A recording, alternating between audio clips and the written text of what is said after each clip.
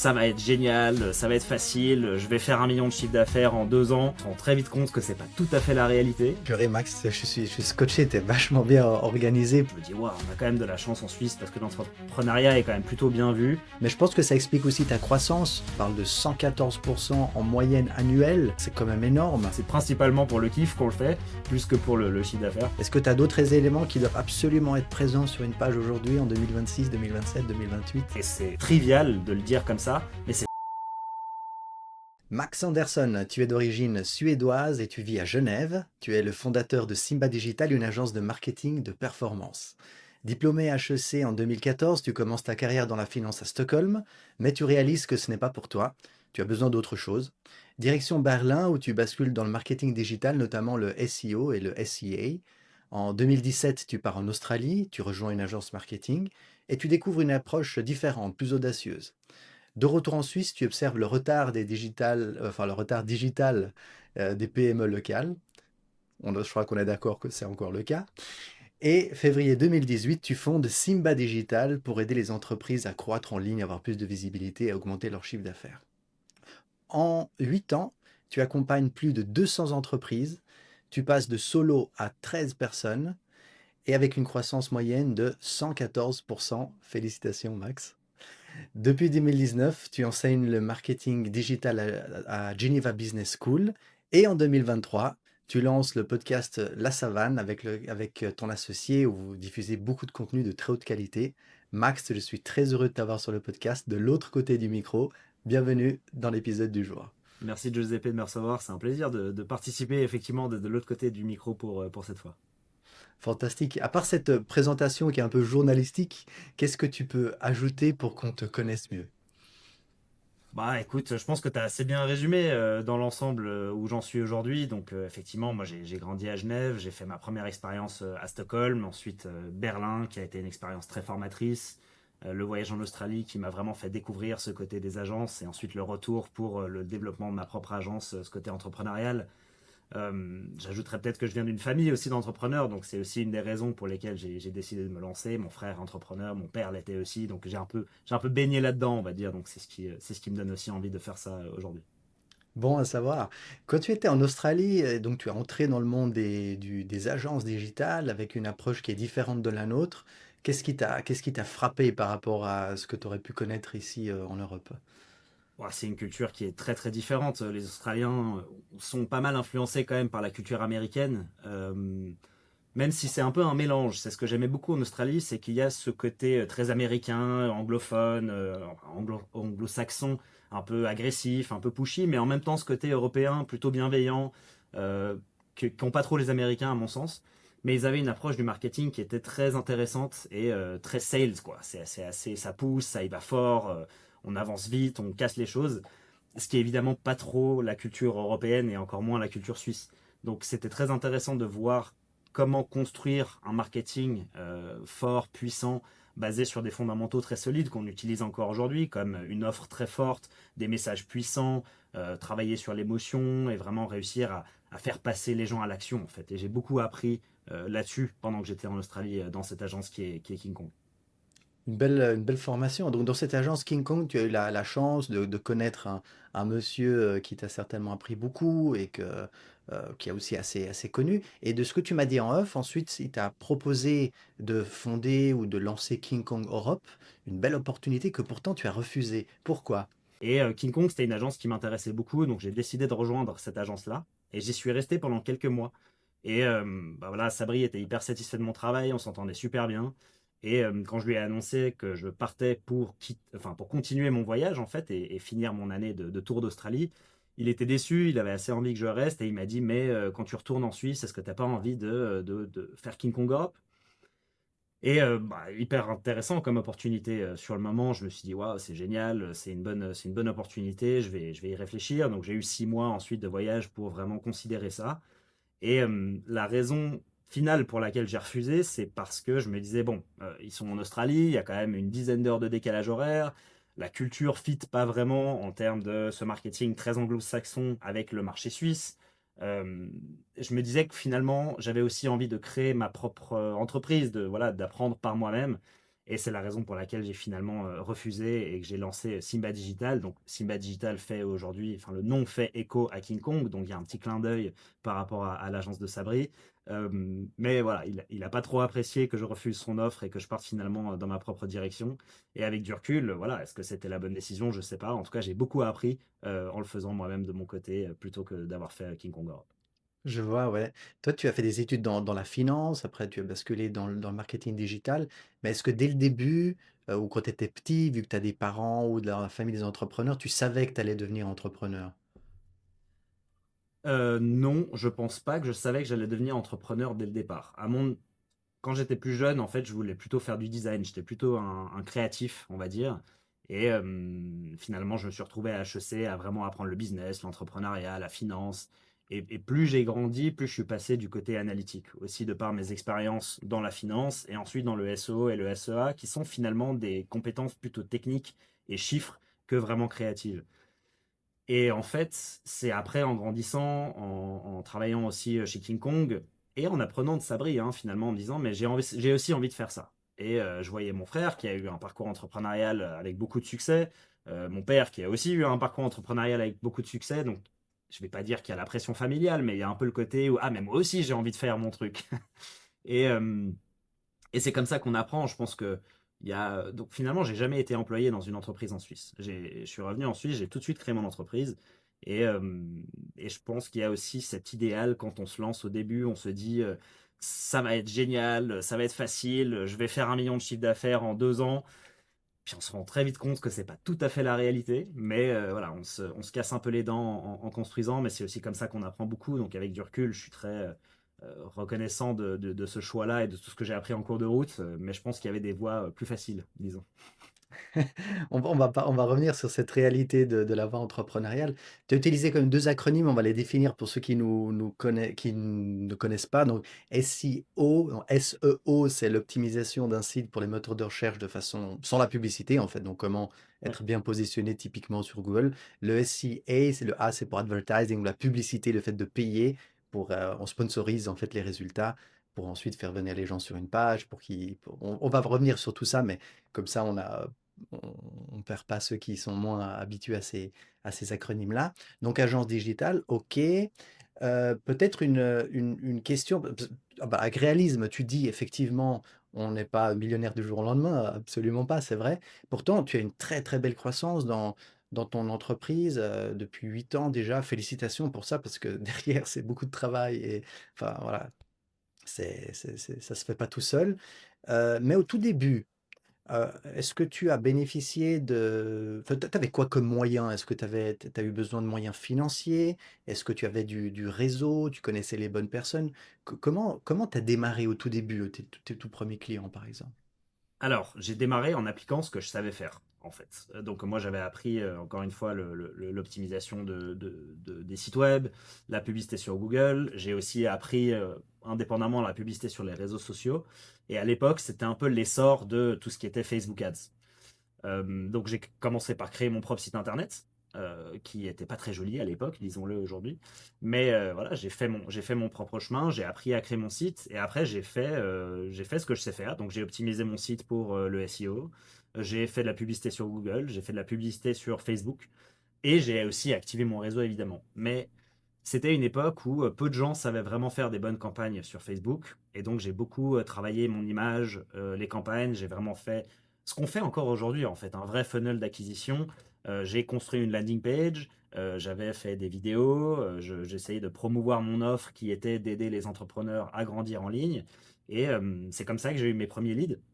Ça intéressait beaucoup les gens. C'était quelque chose dont les gens entendaient parler, mais qui n'était pas encore une compétence très commune en Suisse. Donc j'avais un peu ce côté first mover. J'avais une compétence que les gens recherchaient, mais qu'ils n'avaient pas encore. Donc ça m'a beaucoup aidé. Et puis ensuite, le réseau m'a aussi amené une part de mes premiers clients. Donc c'est vraiment, je pense, la combinaison de la publicité pour moi-même, de me mettre en avant, et aussi le réseau qui m'a aidé à obtenir mes premiers clients. Intéressant. Et 8 ans après, si je sais pas si tu as ces chiffres ou si tu peux les partager, enfin, chiffres, ces proportions plutôt, dans quelle mesure c'est le réseau ou le bouche à oreille qui t'apporte des nouveaux clients, ou c'est vraiment encore les méthodes que tu utilises pour tes propres clients, donc l'optimisation des sites, la publicité en ligne?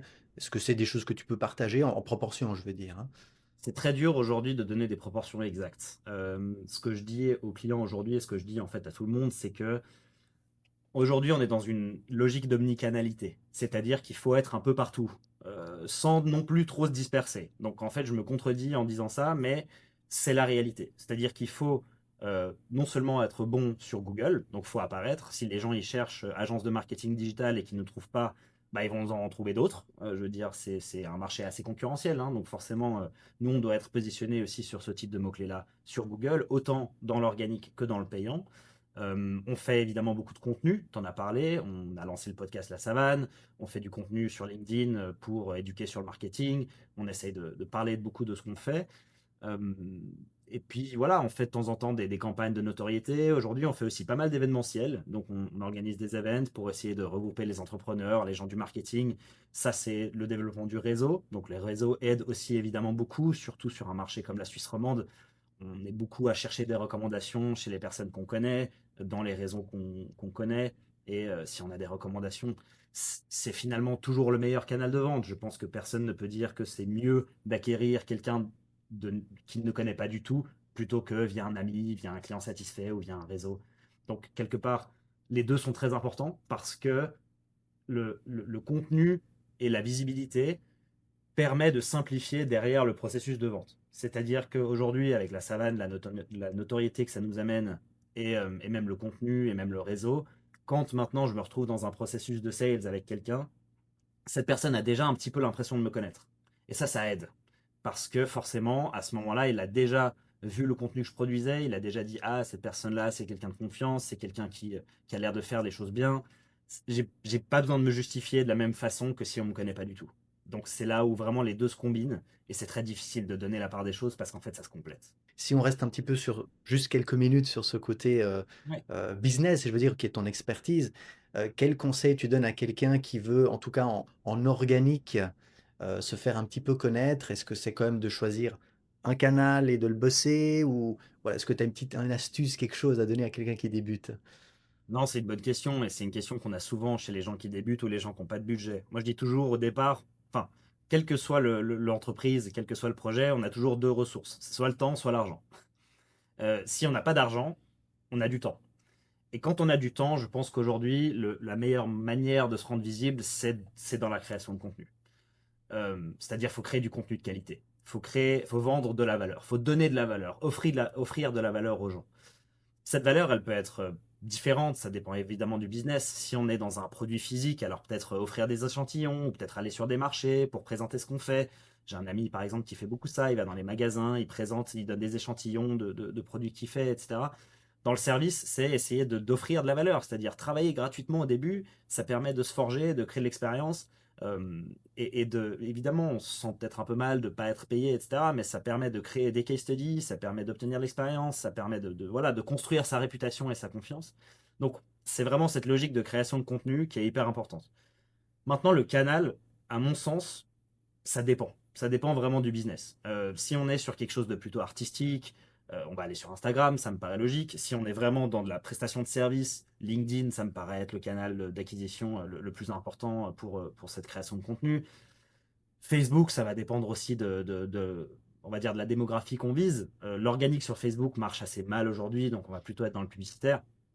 Je pense qu'une plateforme qui aujourd'hui se développe beaucoup, qui a été sous-cotée pendant longtemps, c'est vraiment YouTube. YouTube a beaucoup d'impact. Et l'avantage de YouTube, c'est que avant d'être un réseau social, c'est un moteur de recherche. Donc en fait, les vidéos sur YouTube, elles durent dans le temps. C'est-à-dire que nous, on a des gens qui regardent par exemple nos épisodes de La Savane d'il y a un an ou 2 ans.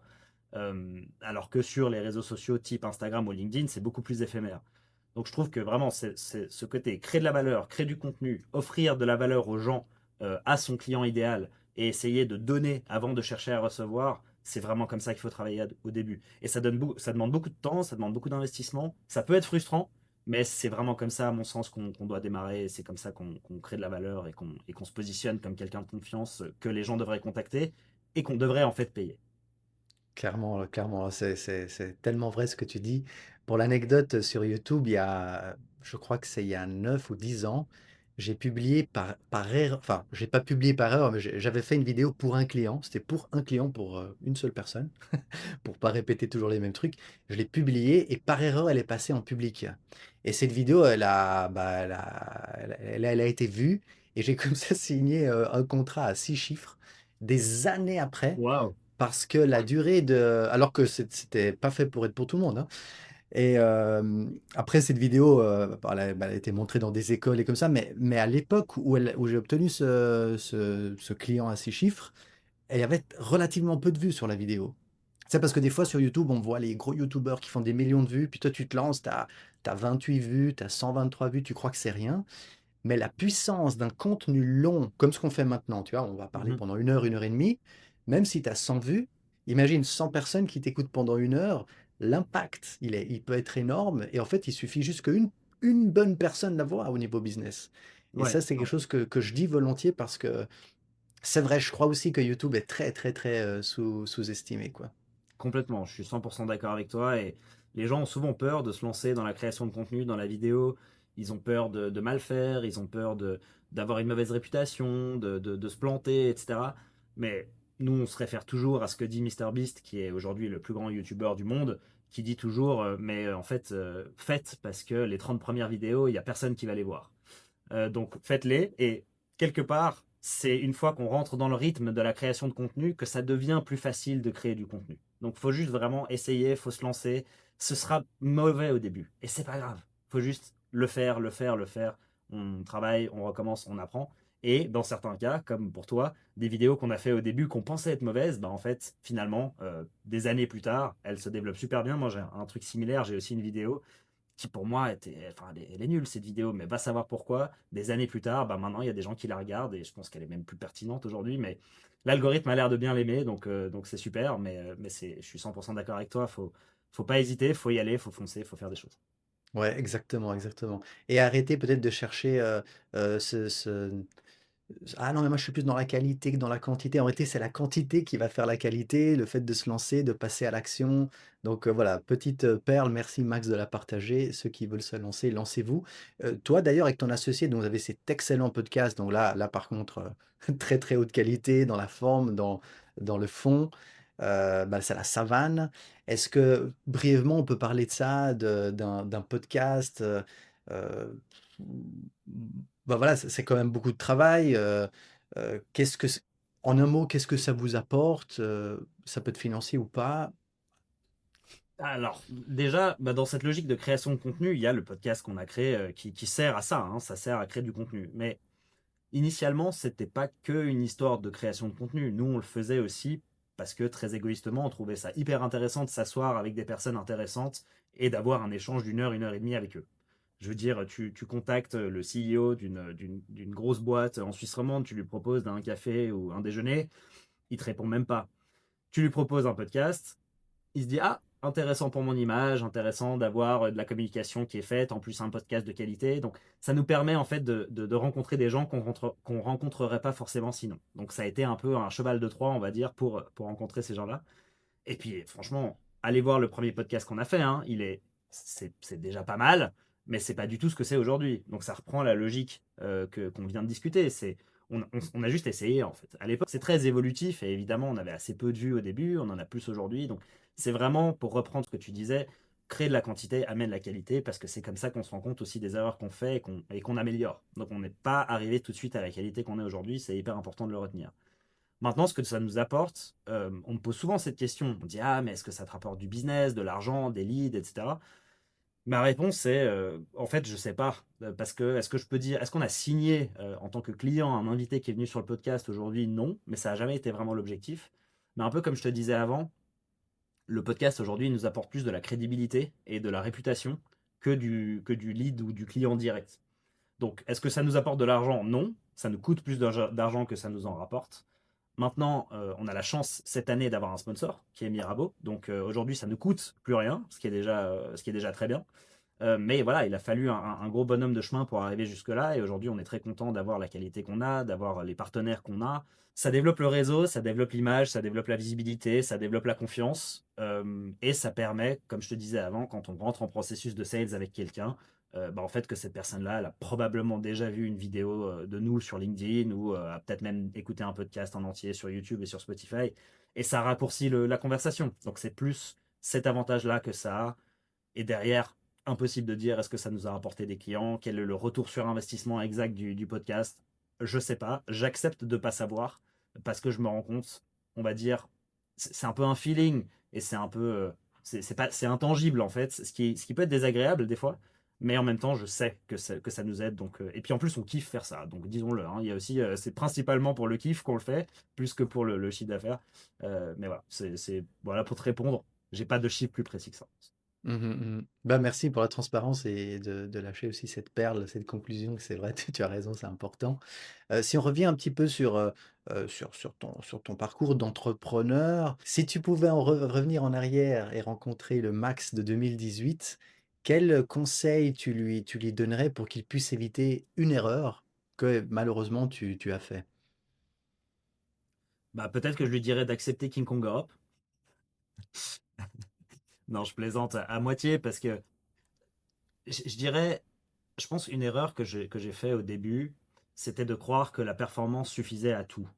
Mmh. J'ai beaucoup négligé la relation au départ. L'importance d'avoir une bonne relation, surtout dans une société de service. Quand on est dans un SaaS ou dans un produit, c'est peut-être un peu moins le cas, et encore, parce qu'on voit encore aujourd'hui les sociétés de produits qui fonctionnent très bien, elles ont une relation très proche avec leurs clients. Le Oui. côté CRM, donc Customer Relationship Management, est extrêmement important dans toute entreprise. Et c'est quelque chose que j'ai négligé au début parce que dans ma tête, à l'époque, et je pense que c'est aussi l'influence anglo-saxonne qui a voulu ça, la performance, c'était tout. C'est-à-dire que si on performait pour le client, si on lui apportait des bons résultats, c'est tout ce qui lui importait finalement. La réalité, en tout cas sur notre marché, est très différente. La relation et le relationnel et l'échange et oui, la relation qu'on a avec le client est tout aussi importante que le résultat. Voire même dans certains cas, j'ai l'impression plus importante que le résultat. Et c'est assez étrange. Pour moi, c'est quelque chose qui a été très compliqué à accepter au début de me rendre compte de ça, parce que je me disais, mais en fait, si je lui apporte le résultat qu'il veut, pourquoi est-ce qu'on a besoin de bien s'entendre, quoi, quelque Mmh. part. Et en fait, si, c'est super important de bien s'entendre, et j'irais même jusqu'à dire, je pense qu'avec, on a meilleur temps d'avoir un résultat qui est bon et d'avoir une très bonne relation avec le client, que d'avoir un résultat qui est excellent et d'avoir une relation qui est moyenne ou bonne avec le client. Je dirais que la relation prime presque sur le résultat. Évidemment, si le résultat est pas bon, même si le client c'est notre meilleur ami, il va pas rester avec nous, ça me paraît évident. Donc la performance garde une importance capitale. Mais voilà, de cultiver cette relation, de s'occuper plus du client, de comment ça va, de partager des informations, de faire des échanges, d'avoir des communications régulières, c'est quelque chose que je faisais pas assez au début et que je fais beaucoup plus aujourd'hui parce que je me suis vraiment rendu compte de l'importance de ça avec le temps. C'est très, très intéressant pour ceux qui songent à lancer une agence, de services, dans ton domaine ou dans d'autres domaines. Merci de partager ça. Donc si je comprends bien, les résultats, la performance, c'est ce qui permet de jouer la partie, de garder le client, mais la différence, c'est vraiment dans la relation que tu le ça veut dire que, tu n'as ni pour objectif, ni pour tentation parfois de je sais pas si la question elle est pertinente, tu vois ce que je veux dire? De packager des services ou de créer un produit qui soit un peu standard et tu dois toujours ultra personnaliser, c'est quoi? Ça veut dire aller manger avec tes clients? Ça veut dire, c'est comment que tu définis cette qualité de la relation?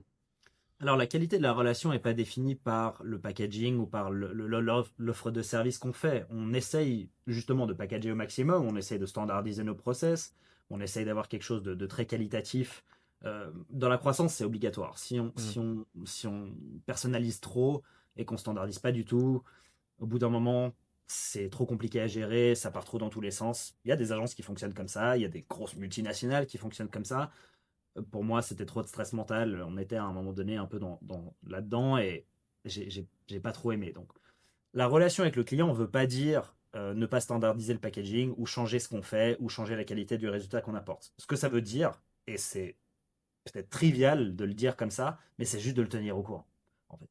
C'est-à-dire que Sur du SEO et du SEA, enfin notamment dans le digital de manière générale, c'est assez intangible. C'est pas quelque chose qu'on voit. Donc pour beaucoup de personnes, c'est difficile de se rendre compte du travail qu'on fait. Surtout que c'est des domaines qui sont pas forcément très bien compris. On fait quelque chose qui est plutôt sous le capot. On fait pas de design, donc on va pas présenter des visuels, on va pas présenter des choses qui sont magnifiques ou un nouveau site internet ou des choses comme ça. C'est pas ce qu'on fait. Nous, on fait de la campagne. Donc quand on fait de la campagne, bah, au final, on va sur des plateformes, on a des chiffres et on va faire des optimisations. On va, voilà, comme si on ouvrait le capot d'une voiture et qu'on allait changer des choses dans le moteur. Mais au final, la voiture, elle continue à rouler, elle roule juste un peu mieux qu'avant.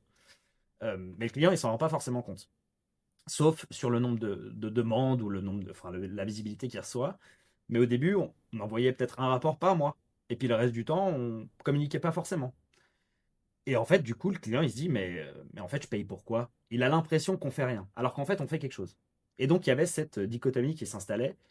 Et c'est bête et méchant, hein, mais ne serait-ce que d'envoyer un email par semaine, d'envoyer un message de temps en temps, de lancer un coup de fil, d'aller manger avec une fois par an, c'est ça l'entretien de la relation. C'est juste dire, écoute, voilà où on en est, voilà ce qu'on a fait, voilà le résultat que ça apporte, tout va bien, t'inquiète pas, on en reparle pendant le rapport mensuel. Donc aujourd'hui, on a un process, on envoie un mail récap par semaine au client sur ce qui s'est passé dans la semaine pendant ses campagnes. Et il n'y a pas d'influence énorme d'une semaine à l'autre. Dans les campagnes, de manière générale, surtout en SEO, c'est des process qui sont très long-termistes, c'est des choses qui prennent du temps, ça prend des mois avant vraiment d'apporter des résultats. Mais juste le fait que la personne, elle reçoit ce mail et se dise, ah, ils bossent. Ils sont en train de faire quelque chose. Je paye pour quelque chose et je reçois quelque chose. Et ça, c'est très psychologique finalement. Ça change rien au résultat final. Et on s'attend même pas à avoir de réponse. Il y a des clients qui ne répondent jamais à ces mails récap. Et je dis, il faut quand même continuer à les faire. Il faut continuer à les faire. Il faut que le client soit au courant qu'on est là, qu'on bosse, que s'il a des problèmes, s'il a des questions, on est disponible pour y répondre. Et c'est ça l'entretien de la relation. Non, c'est très intéressant. Je suis sûr que ça va être utile à plein de personnes qui sont dans un domaine similaire, le service d'agence. Donc ça, c'est vraiment top. Tu as aussi parlé de process, on va y revenir parce que c'est important puisque voilà, tu es plus seul, tu gères une équipe de 13 personnes. Juste avant, on va entrer une partie un peu mindset, esprit entrepreneurial. Est-ce que tu penses qu'il y a un mythe sur le monde? Je sais pas si tu as beaucoup d'amis qui ne sont pas entrepreneurs. Mais est-ce que tu crois qu'il y a des croyances autour de l'entrepreneuriat? Et puis il y a un mythe que tu aimerais casser? Voilà, maintenant ça fait quelques années que tu es dans ce monde-là, tu peux dire: «Écoutez, non, les gars, ça c'est pas vrai, il faut vous l'enlever de la tête». Les personnes qui ne sont pas entrepreneurs pensent que l'entrepreneuriat c'est facile, que c'est les patrons, qu'on peut faire ce qu'on veut, que qu'on a un peu cette liberté constante de faire un petit peu ce qu'on veut, qu'on peut développer facilement. Il y a un peu ce rêve de l'entrepreneuriat de dire, ah mais c'est génial, je vais lancer mon truc, je vais pouvoir être libre, je vais pouvoir faire ce que je veux, je vais pouvoir faire ci et ça, et je vais gagner plein d'argent. Bah, la réalité, c'est qu'en fait, c'est tout le contraire. L'entrepreneuriat, c'est difficile. Ça demande énormément de discipline, autant physique que mentale. Déjà, quand on se lance dans l'entrepreneuriat, on a 90% de chances de se planter dans les 2 premières années. Donc, on part très défavorisé. Euh, et puis, c'est pas parce qu'on va pas boire des verres tous les soirs qu'on n'a plus envie de voir ses amis. C'est juste qu'on a d'autres priorités et qu'il faut qu'on soit, voilà, faut qu'on soit très présent, il faut qu'on soit mentalement très focus.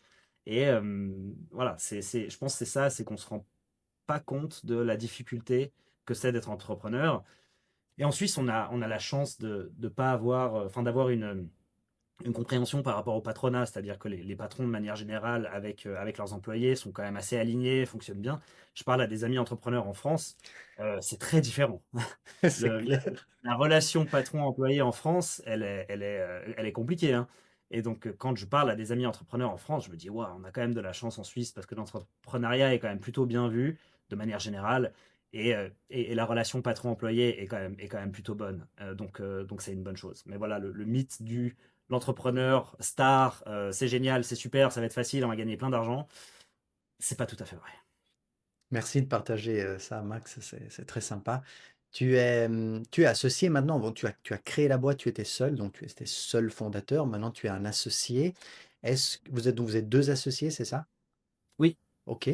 Est-ce que les 2 associés avaient tous les 2 un rôle de direction ou, la direction est assumée par une seule personne? Comment ça se passe, chez Simba?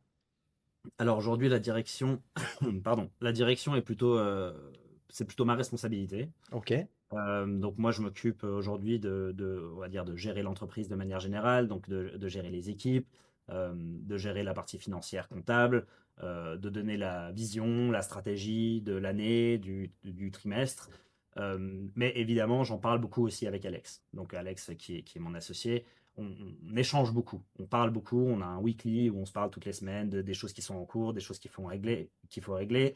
Ensuite, tous les trimestres, on fait des grosses réunions, cette fois aussi avec l'équipe, l'équipe cœur, on va dire. Donc là, c'est pas que Alex et moi, on prend aussi en compte les autres membres de l'équipe qui ont un rôle clé pour prendre les décisions ensemble.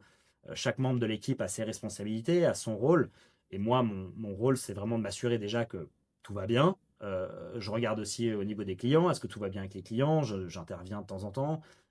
Alex, il a aussi ce rôle plus tourné vers l'extérieur, on va dire. C'est lui qui gère beaucoup le podcast, les événements, le côté plus business développement, etc. Et la partie sales, on l'a fait un peu ensemble. C'est-à-dire que il va faire une partie, je fais une partie, et c'est comme ça qu'on grandit. Donc, on se complémente, on se complète, on échange beaucoup, on discute beaucoup.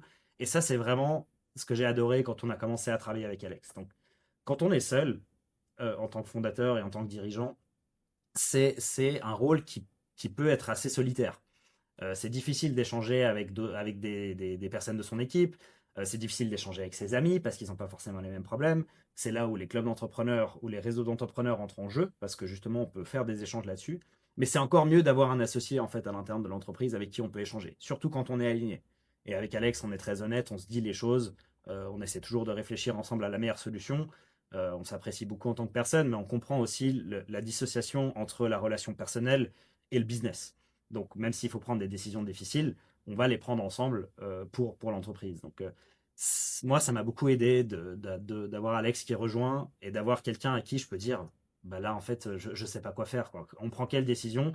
Et en fait, de par nos échanges, on arrive à prendre la décision ensemble. Donc, même si j'ai le rôle de dirigeant, je le fais assez peu seul. Je prends rarement les décisions tout seul. Je vais donner la direction, je vais dire où je pense qu'on doit aller, je vais demander l'avis des gens. Et puis ensuite, on va essayer de créer quelque chose en commun qui nous donne envie d'aller là où on va. Même sur la vision à 30 ans, enfin à 30 ans, à 2030, on a une vision 2030. Chaque année, on la revoit ensemble en tant qu'équipe. Est-ce que c'est toujours là où on veut aller ou pas? Et c'est pas que à moi de décider ça. Mais une fois par contre qu'on a validé ensemble, c'est à moi de le rappeler, de le marteler, d'assurer que tout le monde se rappelle. C'est là où on va, c'est ça qu'on doit faire. Et s'il y a des distractions, il faut qu'on les mette de côté et il faut qu'on reste focus sur ce qu'on veut faire. Très intéressant, j'aimerais rebondir sur plein de trucs que tu as dit. Je vais commencer par ça. Voilà, tu as quand même choisi à un certain moment d'avoir un associé. Tu as expliqué aussi tous les avantages que ça t'apporte. Ce rôle de sparring partner, c'est fantastique. Est-ce que tu conseillerais donc plutôt quelqu'un qui va être complémentaire à nous au niveau des compétences, ou tu vas plutôt conseiller quelqu'un qui a une vision très proche de la nôtre, qui a des valeurs, enfin, c'est quoi les caractéristiques d'un bon associé?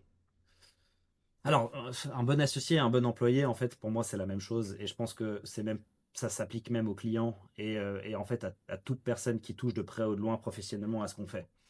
À mon sens, au niveau des compétences, on recherche toujours à avoir des compétences complémentaires. Ça me paraît évident. Mais la base, elle est basée sur la vision et les valeurs. C'est-à-dire que quand on recrute quelqu'un ou quand on s'associe avec quelqu'un, on doit s'assurer qu'on a les mêmes bases de valeurs. Ça, je pense que c'est absolument essentiel. C'est le socle sur lequel tout se construit. Si on n'a pas les mêmes valeurs, si on réfléchit, alors c'est pas qu'on réfléchit de la même façon, mais c'est très simple. Si on n'a pas les mêmes valeurs, je pense que c'est très difficile de travailler ensemble. Et ça s'applique aussi aux clients. C'est-à-dire qu'aujourd'hui, on s'assure aussi que les clients aient les mêmes valeurs que nous. Et avec Alex, on avait cette discussion au départ. C'est qu'est-ce qu'on veut? Où est-ce qu'on veut aller? Est-ce qu'on a une vision commune? Déjà. Et ensuite, est-ce qu'on a les mêmes valeurs? Est-ce qu'on fonctionne de la même manière? Est-ce qu'on peut avoir une communication intègre, honnête? Est-ce qu'on peut se dire les choses, même quand ça va mal? Et tout ça, faut tester au début. Donc, on a testé et ça fonctionne très bien. Et je pense qu'on doit continuer là-dessus aujourd'hui. Et encore une fois, c'est pareil avec les employés. Aujourd'hui, moi, mon recrutement, je le base quasiment que là-dessus. C'est beaucoup plus important d'avoir un système de valeurs égal et les compétences viennent, à mon avis, en second temps. Et ensuite, c'est évidemment plus intéressant d'avoir quelqu'un qui a des compétences complémentaires aux nôtres. Si on a quelqu'un qui fait exactement la même chose, on va se marcher dessus. Typiquement, moi, je suis quelqu'un de plus, on va dire, plus technique, plus analytique. Je pense qu'Alex va être un peu plus sur le côté ouvert vers l'extérieur et puis personnel et sur les côtés relationnels. Donc, on se complémente pas mal là-dessus. et c'est ce qui nous a permis de trouver cet équilibre qu'on a aujourd'hui. Maintenant, voilà, quand vous prenez des grandes décisions, tu as ce sparring partner, vous êtes à 2, donc avec Alex.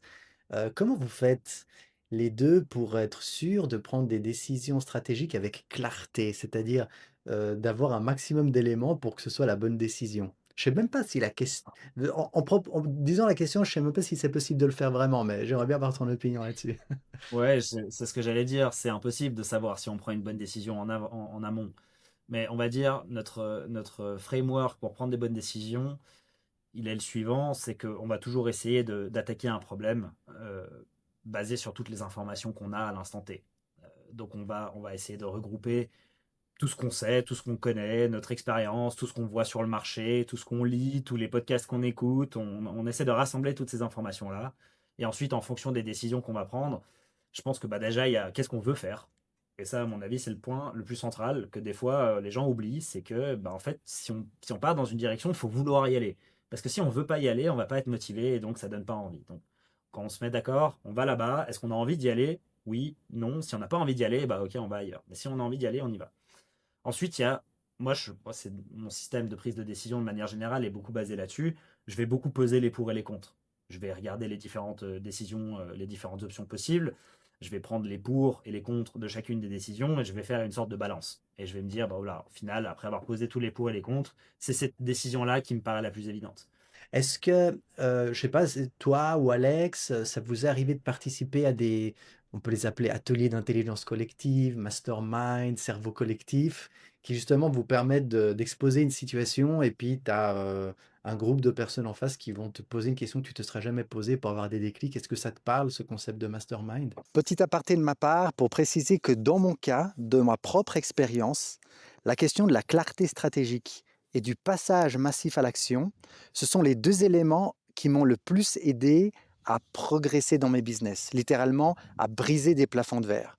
J'ai créé ma première boîte en 98, celle qui m'occupe actuellement en 2000, mon agence, et c'est vraiment ces 2-3 dernières années dans le mastermind que j'ai pris conscience de tout ça. Et je t'invite toi aussi, si tu souhaites prendre de la hauteur, si tu souhaites profiter d'un petit groupe de confiance qui t'aide à te débloquer de certaines situations, à rejoindre le mastermind, en tout cas à t'y intéresser, comprendre qu'est-ce que c'est, comment ça peut t'aider.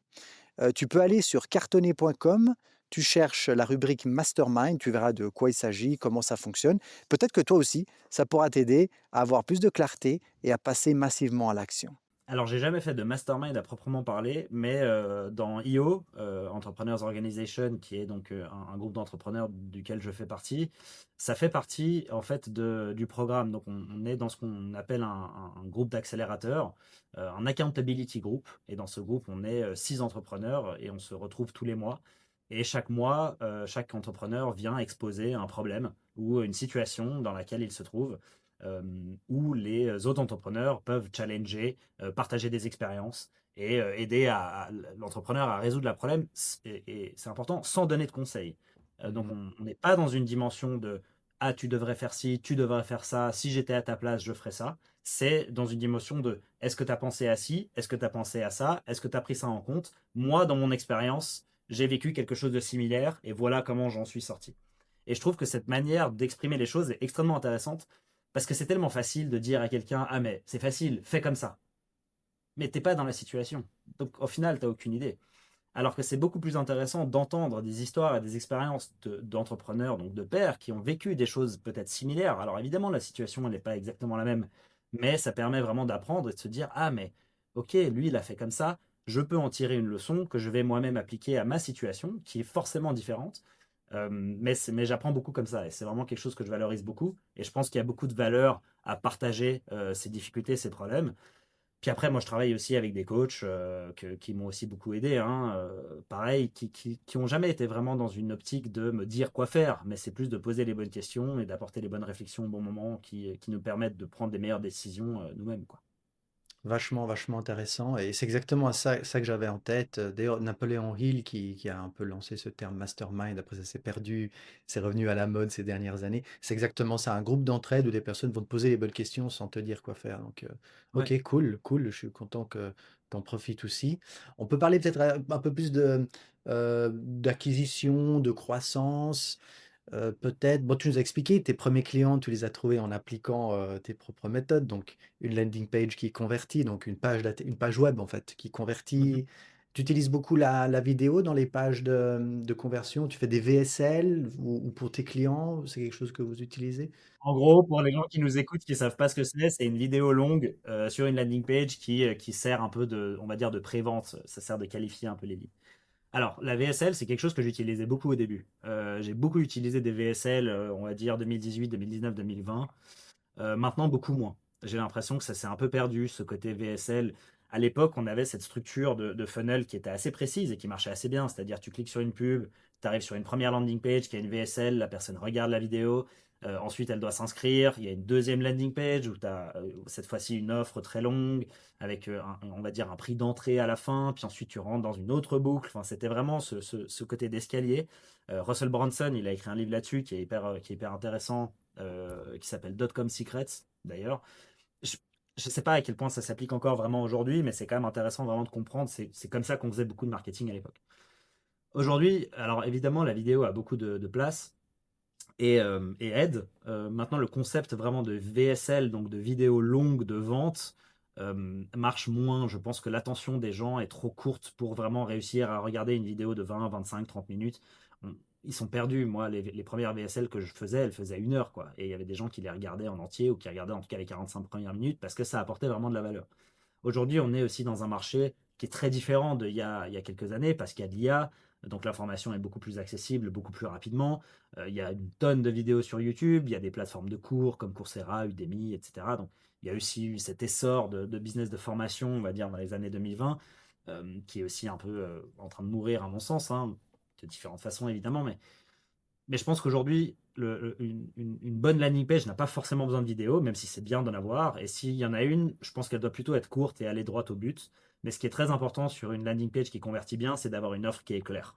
Et Mmh. ça me paraît évident. Et ça n'a pas changé. Autant quand je bossais chez King Kong en 2017 qu'aujourd'hui, l'offre doit être forte. Elle doit être forte, elle doit être puissante. Les anglo-saxons ont tendance à pousser le truc un peu trop loin, à vendre un peu du rêve, on va dire. Ça, je pense que ça marche pas très bien ici. Faut pas vendre du rêve, faut rester, on va dire, rationnel, mais de faire des promesses qui sont fortes, de montrer de la crédibilité, de montrer des avis, de montrer qu'on sait ce qu'on fait, les cas clients, de montrer des résultats qu'on a apportés par le passé, ça montre aussi de la crédibilité. C'est ça qui apporte vraiment de la valeur et qui fait qu'une landing page fonctionne bien aujourd'hui, plus que vraiment ce côté VSL, tunnel de vente. Tu rentres dans une boucle d'email avec 8 emails qui marchaient bien à l'époque et qui marchent plus trop aujourd'hui. OK, OK, c'est intéressant. Donc en fait, si on peut faire un mini crash course pour, peut-être un entrepreneur qui fait sa page, parce que tout à l'heure, tu as dit: «Ma première page Simba, elle était pas très jolie». Moi, je pense encore, après ça dépend qu'est-ce qu'on fait, hein. C'est clair, si on est photographe ou graphiste, ça se discute, mais je pense que justement, comme tu dis, l'offre, la proposition de valeur, la clarté, à qui on s'adresse, comment ça va se passer, la crédibilité, la preuve sociale et tout ça, c'est beaucoup, beaucoup, beaucoup plus important que la beauté de la page. Je crois qu'il y a des pages qui continuent à cartonner alors qu'objectivement, elles sont encore très moches. Mais si tu pouvais donner, voilà, tu as donné quelques éléments, donc une promesse très, très, très claire, qui soit pas trop, qui soit crédible aussi, si j'ai bien compris. Mhm. Donc pas qu'on se dise: Ouais. «Oh, c'est un vendeur de rêve». Quelques éléments comment on appelle ça? De réassurance, des témoignages comme ça. Est-ce que tu as d'autres éléments qui doivent absolument être présents sur une page aujourd'hui en 2026, 2027, 2028? Je pense que l'erreur la plus commune dans la rédaction d'une landing page ou d'un message marketing en général, c'est de trop parler de soi et de pas assez parler du client. Mmh. Il y a trop de gens qui vont dire on fait ci, on fait ça, voilà le résultat qu'on apporte. En fait, le client, c'est pas ce qu'il a besoin d'entendre. Le client, il a besoin d'entendre qu'on comprend le problème qu'il est en train de vivre. Donc, la rédaction de ce premier message est hyper important. La headline doit être une sorte de punchline qui répond directement à la problématique du client qui tombe sur cette page. Ça, je pense que c'est l'erreur la plus fondamentale et la plus courante et qui finalement est assez facile à régler si on change juste la manière dont on apporte le message. Et c'est fou parce que Ensuite, ça excuse-moi, je t'interromps, mais c'est fou, parce que ça fait vas-y, 10 ans qu'on dit ça ou 15 ans qu'on dit ça et pourtant, tu demandes à n'importe qui de faire son site web, son texte, c'est toujours «je», «nous», «fort de» toujours. encore aujourd'hui, quoi. Ouais, Alors ouais, ouais, c'est que clair. l'internaute, le seul truc qui l'intéresse, c'est lui et son problème, quoi. Exactement. Et ça, je pense, c'est pareil dans la vente, hein. C'est une question de. Mais ça s'apprend et c'est pas des choses qu'on apprend à l'école. De voilà, on a tendance à parler de nous, à dire ce qu'on fait, et c'est un peu pour citer un exemple un peu que les gens connaîtront peut-être, mais c'est le stylo dans Wolf of Wall Street. C'est-à-dire que Mhm. quand on vend un stylo, faut pas décrire le stylo, faut dire bah t'as besoin d'écrire un truc, t'as pas de stylo, bah voilà. C'est un peu caricaturé, mais le message, il est là, et il est très juste. Donc ça, je suis d'accord avec toi, faut le répéter encore et encore et encore et encore, parce que c'est super important. Il faut vraiment parler au problème du client, parce que, soyez honnête, le client, il s'en fout de nous. Ce qui l'intéresse, c'est pas nous. Ce qui l'intéresse, c'est la résolution de son problème. C'est ça. Donc ça, c'est fondamental et c'est hyper important. Et voilà, c'est une erreur qui est très commune. Après, tu parles de réassurance. Je pense qu'aujourd'hui, l'authenticité est très importante. Donc, même si c'est moche, je suis 100% d'accord avec toi. Le design, la beauté n'a absolument aucun impact sur la conversion. Pour moi, tu peux avoir une page très moche, mais qui est bien écrite, qui paraît authentique. Ça marchera beaucoup mieux qu'une page qui est très jolie avec un mauvais message. C'est sûr à 2000%. Donc, la force du message est importante.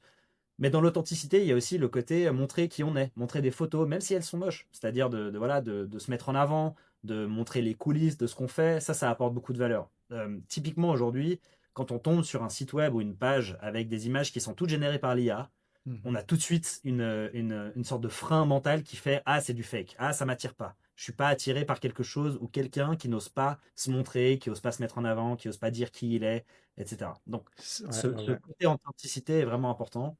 C'est Et en- l'équivalent, si tu permets, c'est l'équivalent des images de stock dans les années 2010 où tu avais des gratte-ciel. Moi, j'ai fait la même erreur. Mon premier site web en 2000, j'étais tout seul à l'époque, hein, un gratte-ciel avec des gens en costard qui se donnent la main. Puis en fait, tu vois, ces images de stock aujourd'hui, on fait la même chose avec l'IA, quoi. Exact. Et les images de stock, je dirais presque que c'est pire parce que tout le monde utilisait les mêmes. C'est Donc en fait, tu exact. voyais les mêmes images de stock partout et enfin bref, ça allait pas du tout. Et en fait, aujourd'hui, tu as meilleur temps de faire une photo avec ton iPhone ou même demander juste à un ami de prendre une photo. Ça n'a pas besoin d'être parfait. Et les gens ont peur, encore une fois, de se mettre en avant et de se montrer, mais en fait, c'est ça qui crée l'authenticité et c'est ça qui fait que les gens, ils ont envie de bosser avec toi, surtout au début. T'as pas d'équipe, t'as pas d'argent. Bah, en fait, il y a qui? Il y a que toi. Et donc, tu dois pouvoir te mettre en avant et tu dois accepter que, bah oui, c'est risqué, c'est pas facile, c'est inconfortable, mais il faut le faire. Donc, ça, je pense, c'est important. Ensuite, il y a la rédaction. Donc, la rédaction du texte est assez importante parce qu'on a parlé de la headline, mais aussi ensuite dans la description du problème. On comprend qui tu es, on comprend ton problème. On est passé par là, on a réussi à le résoudre pour telle personne. Voilà comment on a fait. Telle personne, voilà comment on a fait. Et puis ensuite, il y a des gens qui vont dire oui, mais quand j'ai pas d'expérience, je fais comment?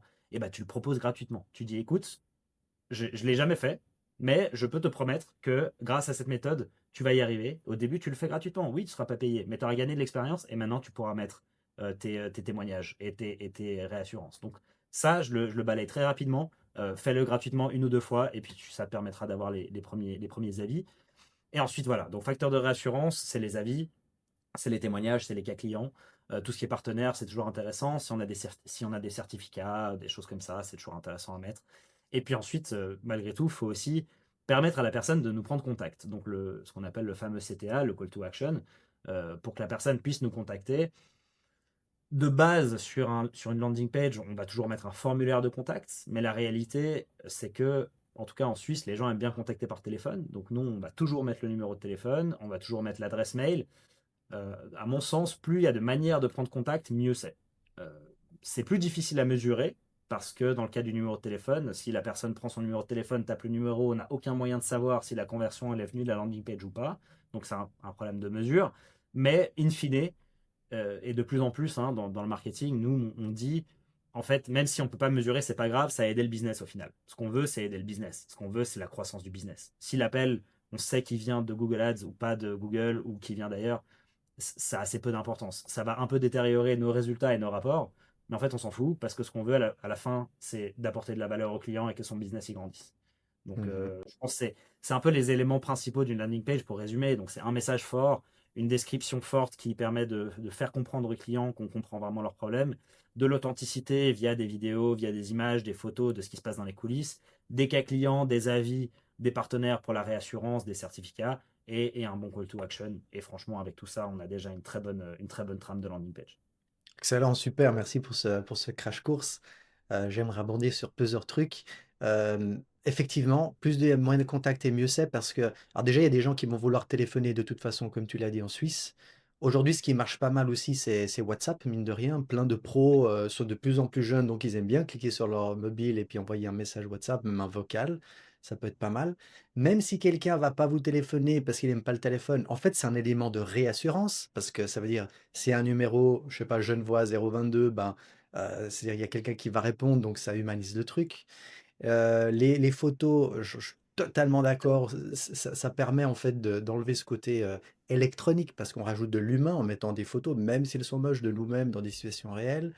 Et par rapport à ce que tu disais sur le tracking, c'est vrai que quelqu'un qui appelle, bah, il y aura pas, ça va pas compter dans la campagne méta ou je sais pas quoi, hein, donc on n'aura pas ce score.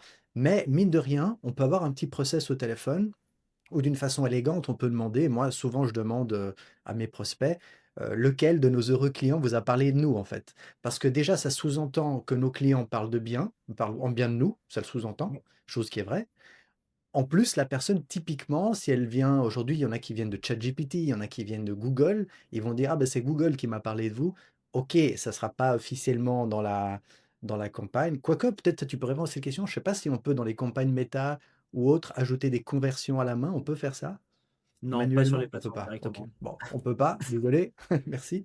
Tu vois dans les Mais rapports derrière, mais bon, voilà. c'est compliqué à faire. Bref, en général, on le fait pas parce que on va plutôt avoir des fichiers Excel à côté qui vont essayer de regrouper ce que tu dis. On demande à nos clients aussi de leur demander pour qu'on puisse, nous, après, recenser ça dans un fichier Excel, de dire, bah voilà le nombre de demandes que vous avez vraiment reçues et on compare ça avec les conversions nous, on enregistre sur les plateformes qui sont pas toujours à 100% égales, hein. Donc, c'est la difficulté du tracking aujourd'hui, mais c'est comme ça qu'on mesure le plus précisément possible les résultats qu'on apporte.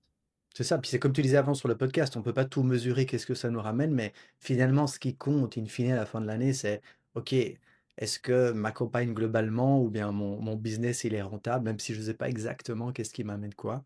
Donc c'est vraiment vraiment merci pour ce crash course, top Max, tu apportes vraiment beaucoup de valeur. Aujourd'hui, tu diriges une boîte avec, 13 personnes, donc forcément en tant que chef d'entreprise, je suppose, tu as des KPI, dont des indicateurs clés, enfin des indicateurs de performance. Qu'est-ce que tu mesures, toi, dans ta boîte, que tu pourrais partager avec nous? Peut-être un ou 2 indicateurs que tu mesures, à quelle fréquence et comment? Alors, très bonne question. Moi, j'ai une dizaine d'indicateurs que je suis régulièrement, mais ils sont regroupés, disons, en trois catégories. Il y a la catégorie, on va dire, santé de la boîte, qui prend en compte donc, le chiffre d'affaires, le cash flow et la marge. Donc, ça, c'est, je pense que toute entreprise, tout entrepreneur doit suivre ces indicateurs, quel que soit son business, parce que le chiffre d'affaires, forcément, c'est important. Le cash flow, bah, si on n'a pas de cash, on ne va pas faire grand-chose. Et la marge, in fine, c'est évidemment ce qui nous rapporte de l'argent et qui montre que notre boîte est profitable. Donc ça, c'est important. Ensuite, il y a la pérennité qui passe par la satisfaction client, principalement, et le churn. Donc le churn, c'est le nombre de clients qui quittent notre agence.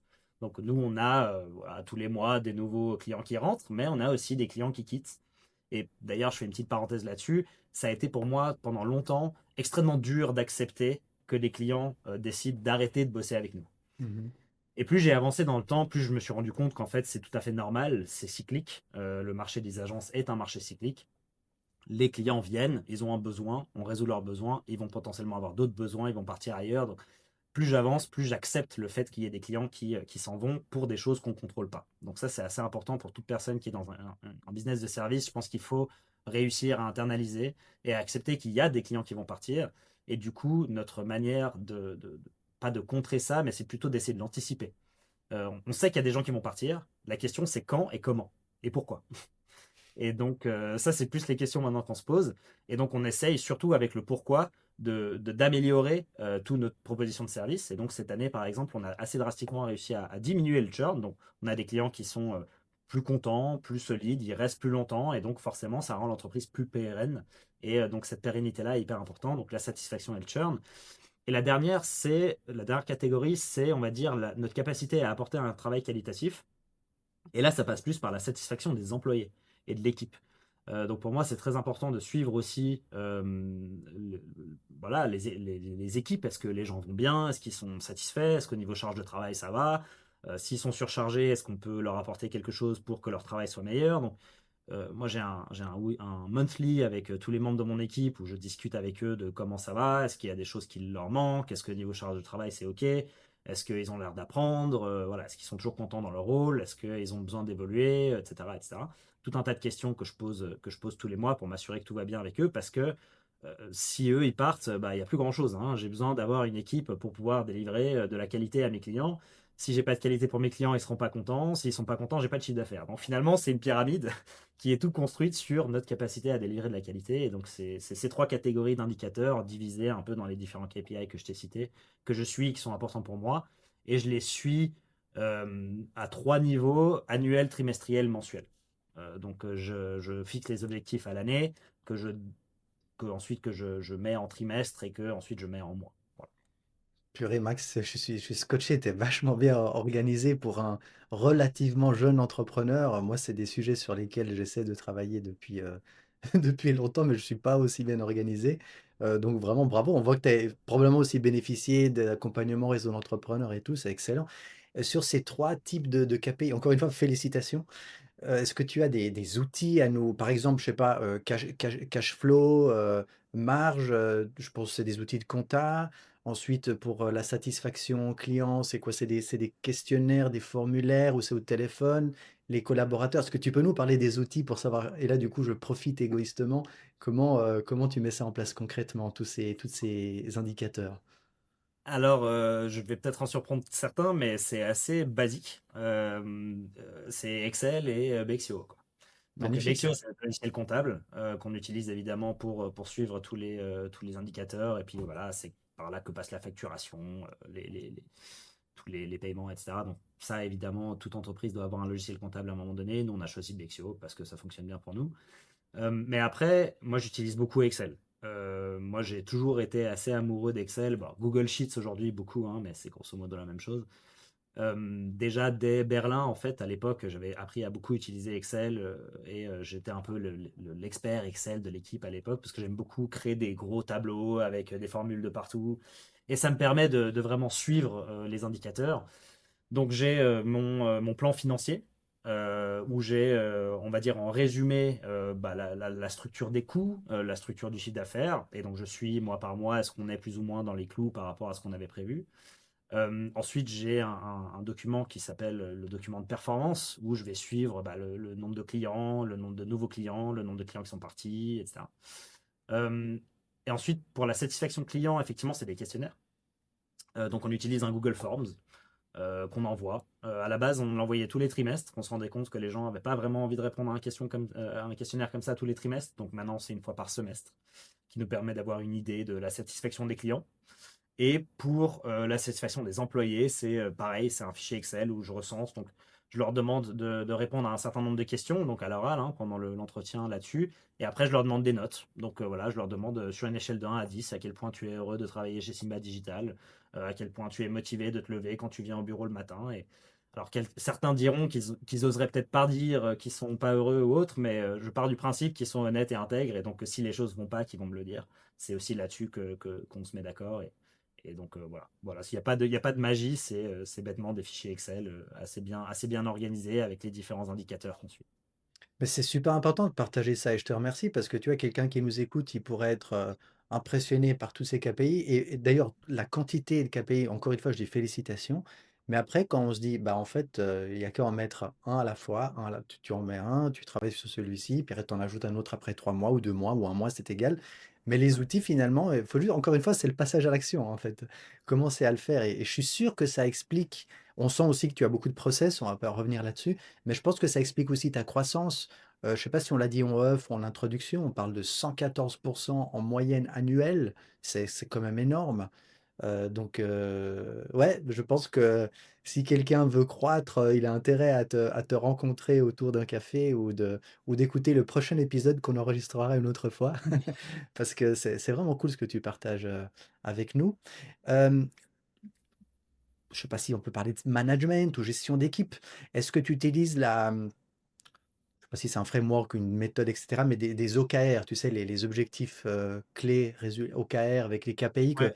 que tu donnes après ou que tu co-décides avec tes membres de ton équipe, c'est-à-dire dans ces réunions que tu as tous les 3 mois avec eux, si j'ai bien compris, est-ce que Mhm. vous discutez de ça, de leurs objectifs personnels? Oui, absolument. Donc, avec chaque membre de l'équipe, je vais discuter déjà de leurs responsabilités. Qu'est-ce qui est de leur responsabilité. Et aussi, ce qui est important, c'est que quand on donne une responsabilité à quelqu'un, ça ne veut pas forcément dire que c'est eux qui doivent le faire. Ça, Mm. c'est une erreur aussi qui est souvent assez commune, c'est que je suis responsable, donc je dois faire. Non, tu peux aussi déléguer. Mais tu es responsable. C'est-à-dire que si ça, c'est pas fait ou si le résultat n'est pas atteint, c'est ta responsabilité. Ça ne veut pas forcément dire que c'est de ta faute, mais bref, je ne vais pas rentrer plus dans le détail, mais c'est assez important de faire cette distinction-là, je trouve.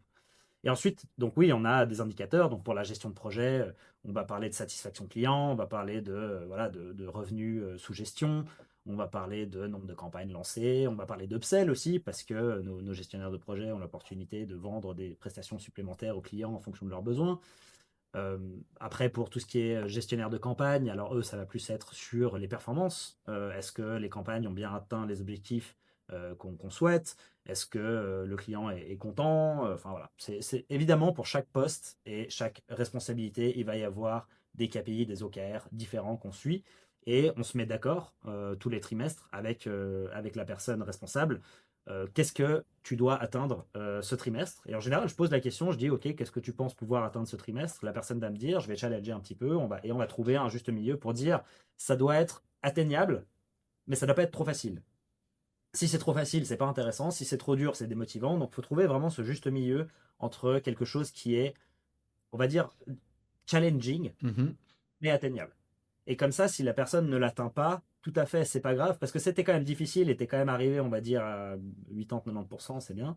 Mais si tu as réussi à l'atteindre, ou même si tu l'as dépassé, c'est vraiment que tu as fait du super bon boulot. Donc ça permet de bien mesurer aussi ça par rapport au poste et par rapport à la responsabilité de la personne. On va parler un petit peu maintenant de recrutement délégué parce que tu as beaucoup, passé par là puisque tu étais seul et maintenant vous êtes 13. Du coup, je te posais la question, c'était qui ton 1er employé, collaborateur? Est-ce qu'il est encore là? Est-ce qu'elle est encore là? Comment ça s'est passé? Bien, mal? Comment tu t'y es pris? Alors, ma première collaboratrice, qui a passé quand même 5 ans avec moi, de 2019 à 2024 à peu près, c'était une personne qui m'a rejoint et qui a vraiment cru dans le projet, qui voulait vraiment développer Simba avec moi à l'époque. Et ça s'est très bien passé. Franchement, on a vécu 5 bonnes années ensemble. Et puis, au bout de 5 ans, voilà, on a décidé de se séparer parce qu'on avait des envies différentes. Voilà, c'est la vie, c'est comme ça. Mais ce premier recrutement a été hyper intéressant. On se complétait pas mal justement sur différentes choses. Et elle avait une posture, on va dire, plus d'associé sans l'être. Mais voilà, on était vraiment ensemble déjà en tant que sparring partner. Et j'ai très vite eu une troisième personne aussi. Donc, cette troisième personne, pareil, on était un peu ce trio. Donc moi, j'avais le côté plus gestion, admin, finance, SEO, SEA, la partie technique. Chloé, comme elle s'appelait, avait plus le côté gestion de projet, management, suivi, organisation. Et Marc, à l'époque, qui avait vraiment le côté design, créa, site web. Et c'était ce trio-là qui a vraiment démarré la croissance, on va dire, de Simba en 2019-2020. Et puis, bon, évidemment, ensuite, il y a eu le Covid, etc. Mais ça, c'était les 2 premiers membres qui ont rejoint Simba et qui sont restés pendant un bon moment. C'était vraiment hyper cool de bosser avec eux. Et après, l'équipe a assez vite grandi. On a commencé à avoir de plus en plus de monde dans l'équipe. Bah, ça s'est très bien passé, c'est vraiment top. C'est pas toujours le cas. Est-ce que tu as eu un coup de bol ou tu as été formé ou tu as un process pour bien choisir, tes premiers collaboratrices, collaborateurs? Alors, certains recrutements sont très bien passés, d'autres vraiment mal. Mais avec le temps, j'ai appris que d'avoir un processus de recrutement, c'est hyper important. D'avoir ce système de valeurs et la base du recrutement doit être faite là-dessus, c'est hyper important. D'avoir des bons tests de compétences, c'est hyper important.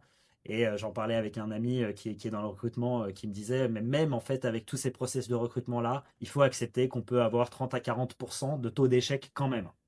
Ah ouais, Donc, on quand a beau même. avoir le meilleur enfin, on a beau avoir le meilleur processus de recrutement du monde, ça reste un processus de recrutement. C'est-à-dire que le candidat, il va forcément se vendre pendant cette période-là. C'est qu'au bout d'une période d'essai, donc 3, 4 mois, 6 mois dans certains cas, qu'on découvre vraiment la personne, c'est-à-dire la personnalité. C'est difficile de jouer un rôle pendant 6 mois, quoi.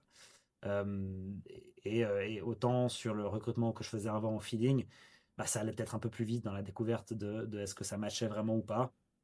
Mais je pense que d'avoir un bon processus, c'est important. Et surtout, un mauvais recrutement, ça a un coût assez énorme. Au-delà du coût Mmh. financier, ça a un coût surtout mental. Parce que c'est long de recruter, on voit beaucoup de candidats, on choisit quelqu'un, puis au final, on se rend compte que c'était pas la bonne personne. on a perdu du temps, on a perdu de l'argent, la charge mentale, on doit recommencer le process, c'est hyper compliqué. Donc voilà, je ne sais pas si j'ai vraiment répondu à ta question, mais ça permet en tout Oui, cas voilà, d'avoir un peu l'ensemble de comment je vois le recrutement aujourd'hui. complètement, complètement, tu as répondu. D'ailleurs, la première fois qu'on doit se séparer de quelqu'un, c'est très dur, hein. Tu parlais de, enfin, bon, ça dépend de la personnalité, mais tu parlais de charge mentale, et puis il y a un énorme coût financier, tu as raison.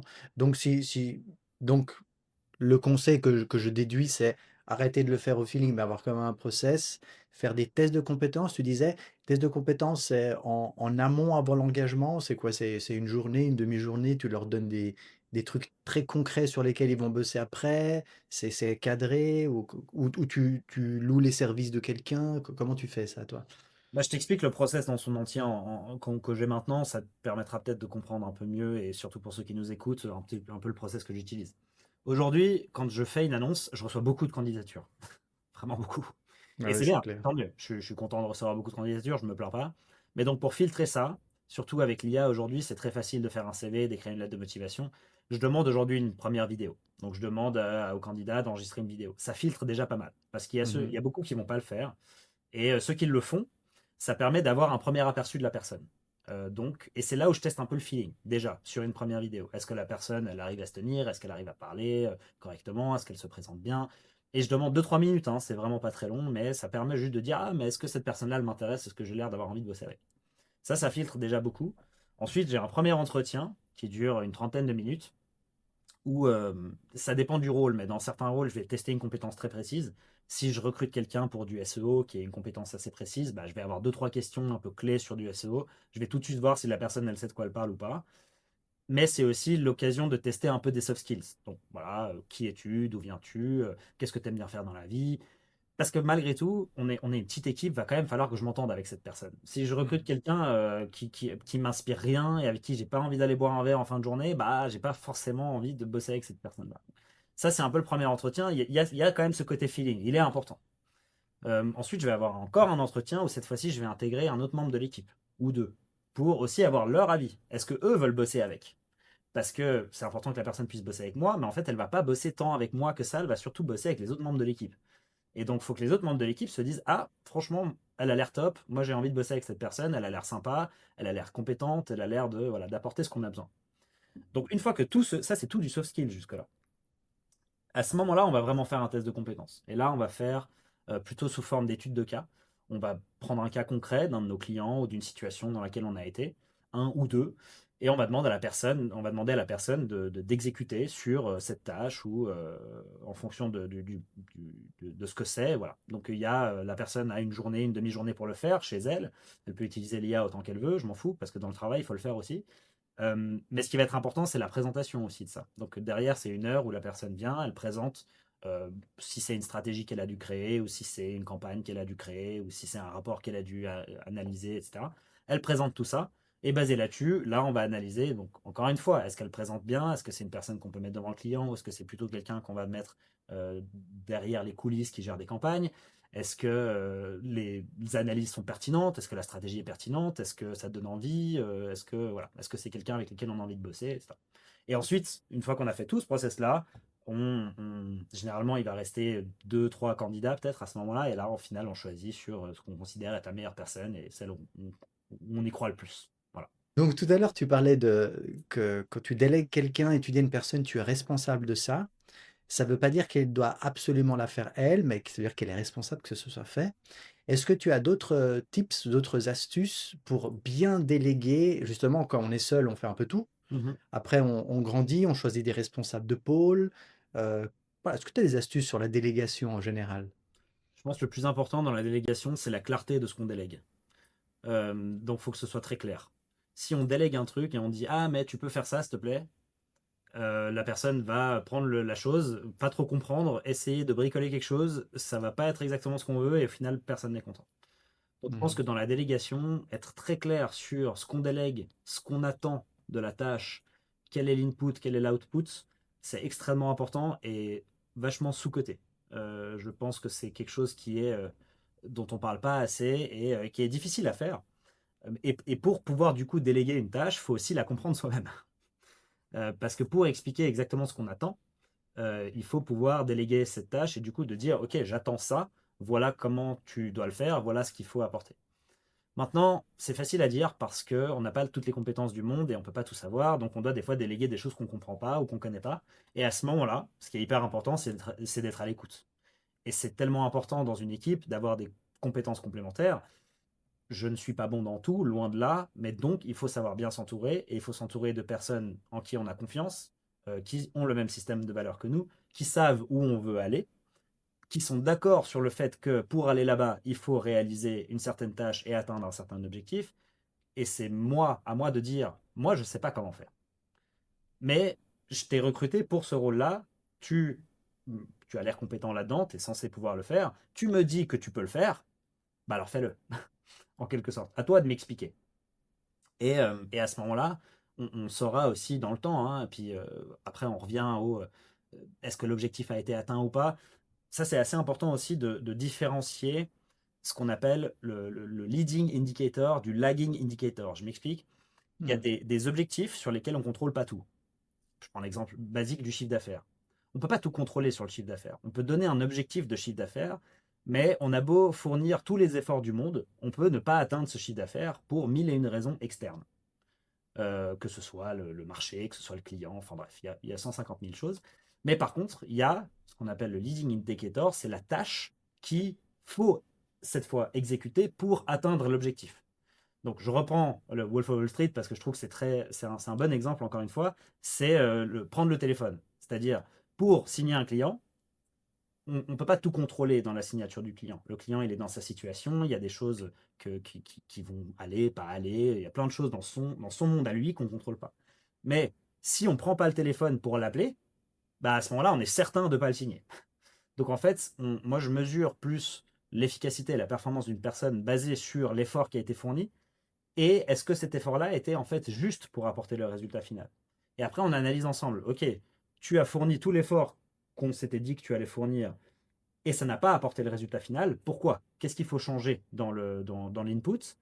Ou au contraire, ça a très bien fonctionné et ça a surperformé. Génial, on va continuer à faire ça. Et voilà. Et donc, il y a vraiment cette relation. Je pense que des fois, on juge un peu trop les gens sur le résultat final, sur l'objectif final, alors qu'il y a beaucoup d'éléments là-dedans que cette personne-là ne contrôle pas. Et ça crée de la frustration, ça crée de l'insatisfaction.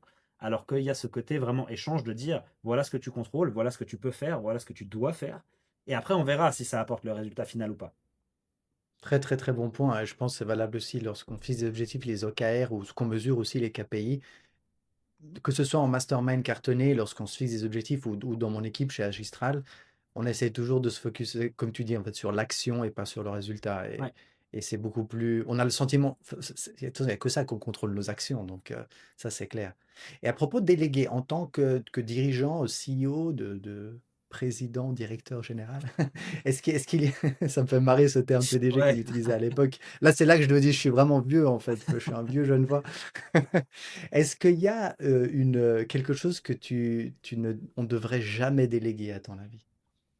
Alors, il y a plusieurs choses, je pense qu'on devrait jamais déléguer, mais je pense que ce côté vision-valeur, ça doit pas être délégué. Donc, même si on peut le faire ensemble en tant qu'équipe, c'est la responsabilité du dirigeant de donner la direction. C'est le capitaine du bateau. Le capitaine du bateau, il dit où on va. Et après, l'équipe se met d'accord avec le capitaine. Ok, on va là-bas. Maintenant, en équipe, décidons de comment y aller. Donc ça, je pense que c'est vraiment le rôle du dirigeant. Et de définir aussi les priorités par rapport à ça. Parce que Mhm. c'est rarement une ligne droite. C'est généralement plutôt comme ça. Euh, le deuxième point, je dirais la culture de manière générale. Donc, ça reprend les valeurs. C'est qui sommes-nous, comment est-ce qu'on traite les clients, comment est-ce qu'on se traite entre nous, quel est notre système de valeurs, etc. Ça vient aussi sur le recrutement. Je pense que le recrutement, en tout cas des personnes clés, peut difficilement être délégué. Après, évidemment, quand on commence à devenir une plus grosse organisation, alors il va y avoir des managers qui vont gérer leur propre recrutement, mais le dirigeant doit toujours s'assurer que les recrutements sont faits basés sur le système de valeurs et selon le process qu'on a mis en place. Après, je pense que à notre taille et sur notre marché, le dirigeant a quand même une responsabilité aussi d'image, un peu de sales quand même sur des gros comptes. Le client va vouloir parler au dirigeant, va vouloir discuter avec le dirigeant, ce qui est normal. Donc moi, je participe à des process de sales. dans des problèmes clients, la responsabilité finale quand même des chiffres. Voilà, de s'assurer qu'il y a la finance qui va bien et qu'il y a les bonnes personnes pour gérer la partie comptable et financière. Donc, pour résumer, voilà, la vision, la culture, le recrutement, les clients et la partie stratégique et la responsabilité finale des chiffres. C'est vraiment les 5 points que je pense sont difficiles à déléguer. Forcément, sur la finance, on peut avoir un CFO. Sur les clients, on peut avoir un head of sales. Mais voilà, le CEO doit toujours être impliqué, je pense, dans ces choses-là. Les process, brièvement, quel outil tu utilises? Est-ce que c'est des documents? Est-ce que tu les fais avec ton équipe? Est-ce que voilà, comment tu appliques les process dans ta boîte? Ouais, c'est une bonne question. Effectivement, les process se sont construits avec le temps. Au début, j'étais dans l'opérationnel, puis au fur et à mesure des recrutements et des différentes personnes qui ont rejoint l'équipe, eh bien, chacun prend ses responsabilités. Ça permet de déléguer ça, donc ça permet de se concentrer sur autre chose. Et donc, principalement la vision, les priorités.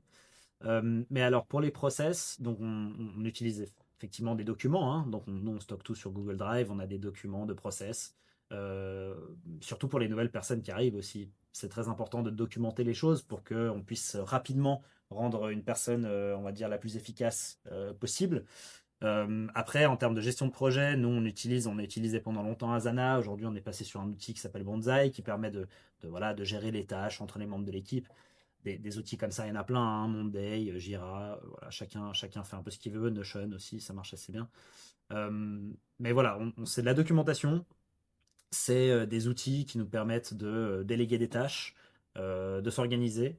C'est de la mesure du temps aussi. On essaye de s'assurer qu'on mesure le temps qu'on passe sur chacune des tâches pour de la facturation, pour de la gestion interne, pour plein de raisons. Donc pour ça, on utilise en fait l'outil qu'on a aujourd'hui qui s'appelle Bonsai. Il permet de regrouper la gestion de projet et les tâches avec le temps. En fait, c'est pour ça qu'on l'a pris. OK. C'est assez intéressant. Mais voilà, pour les outils, on n'utilise pas beaucoup plus que ça. En réalité, c'est relativement simple et straightforward. Ouais, mais c'est bien, je pense que les choses en fait, souvent paradoxalement, si le process de faire un process est trop compliqué, tu vas pas faire de process. Donc, Ouais. faut tout simplifier, en fait, il faut tout simplifier. Comment tu fais, toi? Comment vous faites chez vous pour que les process soient vraiment utilisés et mis à jour? Parce que des fois, on se rend compte que le process, il a été fait il y a 2 ans, plus personne l'utilise parce qu'on fait les choses comme ça, puis on a évolué le process, puis il y a quelqu'un qui arrive dans la boîte, puis on dit: «Ah ouais, non, mais regarde pas ce document, c'est vieux», tu vois? Ouais. Comment tu gères ça? Bah, c'est une super bonne question et je pense qu'on est tous un peu victimes de ça. C'est-à-dire que moi, faire des process pour faire des process, ça a aucun intérêt. Et c'est un peu comme on disait, ça sert à rien d'être trop perfectionniste. Ça revient aussi au fait, vaut mieux faire et documenter après plutôt que de documenter avant de faire. Donc je pense que s'il y a des choses à changer sur le document, vaut mieux revoir ce document au moment où on en a vraiment besoin. C'est-à-dire on est engagé dans un truc, on a des process, les choses vont changer forcément dans la vie de tous les jours. J'ai pas besoin ou je demande pas à mon équipe d'aller changer le document de process à chaque fois qu'ils changent quelque chose dans la manière de faire. À mon sens, c'est un peu une perte de temps. Sur des échelles beaucoup plus grandes, c'est peut-être plus important. Mais à notre échelle, je pense que c'est pas essentiel. Et c'est surtout, les process doivent être revus, on va dire, ponctuellement. Donc on regarde tous les 3 mois, tous les 6 mois, chaque année. Est-ce que fondamentalement, on a changé beaucoup dans ce qu'on fait? Aujourd'hui, pas tant que ça. Donc on a la chance de ne pas changer tant que ça dans nos process. Mais évidemment, il s'agit de mettre à jour. Et puis c'est aussi quand une nouvelle personne rentre dans l'équipe, par exemple, et qu'on leur soumet un process et qu'on se rend compte qu'il est plus tout à fait conforme à la réalité, à ce moment-là, on va le changer. On va le réécrire. Euh, et je pense qu'un process sert principalement à donner la bonne information à la personne au moment où elle en a besoin. Et donc, on doit Mmh. s'assurer au moment où la personne a besoin de ce process que le process soit juste. Et c'est à ce moment-là qu'on le revoit. Je ne pense pas que de revoir les process tout le temps soit hyper important. Maintenant, tu as Mmh parlé de mh. simplicité. Moi, j'ai toujours eu 3 mots qui sont mes mots de prédilection. Et ça, je pense que c'est sur tout ce que je fais et sur tout ce que j'encourage. Et ça rentre beaucoup dans le process. C'est simple, rapide, efficace. Voilà. C'est tout. Il faut que ce soit facile, simple à comprendre. Il faut que ça aille vite, le plus vite possible. On va dire aussi vite que possible, aussi lentement que nécessaire. Et puis efficace, quoi. Il faut que ce soit efficace. Il ne faut pas qu'il y ait de fioritures. Il ne faut pas faire des choses pour faire des choses. Je pense que ça, c'est vraiment les 3 mots les plus importants dans la création d'un process. Magnifique, super de partager ça avec nous. On peut attaquer le dernier chapitre et après on va te laisser aller. Merci beaucoup pour tout le temps que tu nous as accordé. Le dernier chapitre est justement sur la gestion du temps. Je pense, tu seras certainement d'accord que le temps est la ressource matérielle la plus importante qu'on a, hein, au-delà des relations humaines qu'on peut avoir avec les gens qu'on aime. Mhm. Comment, est-ce que toi tu as des astuces pour, déjà est-ce que tu crois, la séparation vie privée, vie pro? Comment tu te positionnes là-dessus? Moi, l'équilibre entre les deux est hyper important. J'aime beaucoup avoir une vie pro, une vie perso. J'ai des objectifs dans les deux. J'ai des objectifs dans ma vie perso, j'ai des objectifs dans ma vie pro. Pour moi, c'est une partie intégrante de la vie, en fait. La partie professionnelle est une partie de la vie, mais il y a aussi d'autres parties. Il y a la famille, il y a les amis, il y a les objectifs sportifs. J'aime beaucoup le voyage, j'aime bien ce qui est créatif, etc. Donc, pour moi, c'est un ensemble. C'est très difficile de vraiment complètement enfin, de vraiment de les comportementaliser. Je sais pas si c'est un mot, mais j'espère que vous m'aurez compris. Et donc, ça va ensemble. Maintenant, sur la gestion du temps, moi, j'essaye pas mal de time boxer, c'est-à-dire que je vais bloquer des créneaux dans ma journée pour faire certaines choses. Je suis typiquement beaucoup plus efficace le matin. Euh, j'ai réalisé avec l'âge, on va dire, avant c'était plutôt l'inverse. Plus jeune, j'étais plus efficace le soir, maintenant je suis plus efficace le matin. Donc je vais vraiment faire les choses importantes, compliquées, difficiles, qui me demandent beaucoup d'énergie le matin. On va dire, de 8h30 à midi. L'après-midi, j'ai beaucoup moins d'énergie. Donc, je vais plutôt faire des meetings en général, s'il y a des meetings à faire, des choses qui me demandent un peu moins d'énergie vraiment mentale et opérationnelle. Je vais plutôt faire l'après-midi. Donc, aujourd'hui, je fonctionne plus avec de l'énergie qu'avec vraiment du temps à proprement parler. Je pense que faire une tâche difficile quand on a peu d'énergie, c'est extrêmement compliqué et ça marche généralement pas très bien. Donc vaut mieux, si l'après-midi je dois faire un truc qui est vraiment complexe, je vais plutôt le repousser le lendemain matin. Euh, et après, je me considère pas comme quelqu'un qui bosse extrêmement dur. Enfin, c'est peut-être bizarre de dire ça, mais je suis pas quelqu'un qui va bosser 14 heures par jour, qui est à fond dans le guidon tout le temps.